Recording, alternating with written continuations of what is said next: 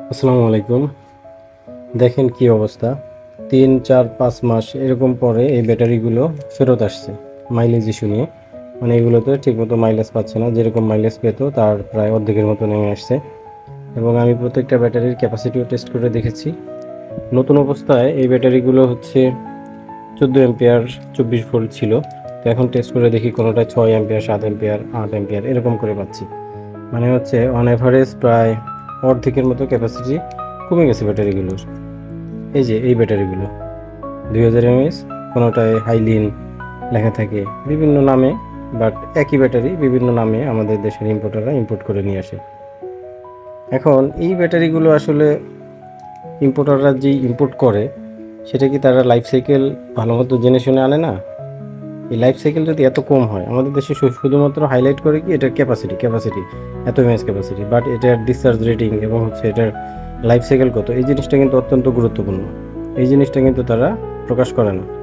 একটা সময় আমাদের দেশে মোবাইলের ক্ষেত্রে আমরা এরকম শুধু দেখতাম যে এত এমএএইচ 5000 mAh 6000 mAh এর ব্যাটারি, বাট এই ব্যাটারিটা কতদিন টিকবে, এটা লাইফ সাইকেল কত, সেটা কিন্তু প্রকাশ করতো না।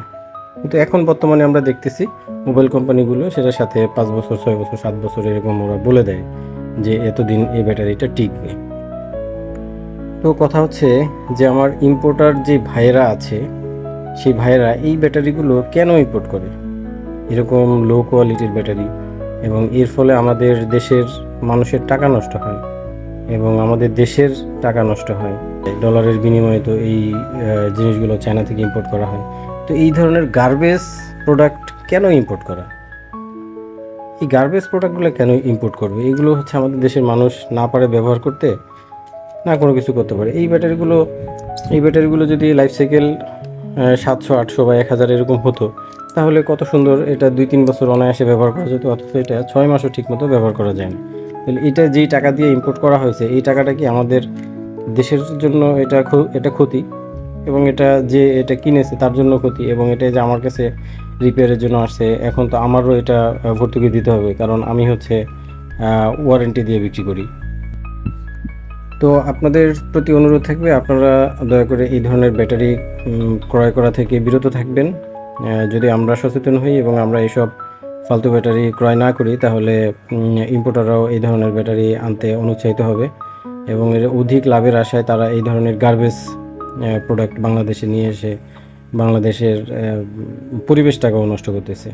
যে একটা ব্যাটারি 6 মাসও ব্যবহার করা যায় না, এটা এখন পরিবেশে ফেলে দিলে এটা তো পরিবেশেরও ক্ষতি করবে।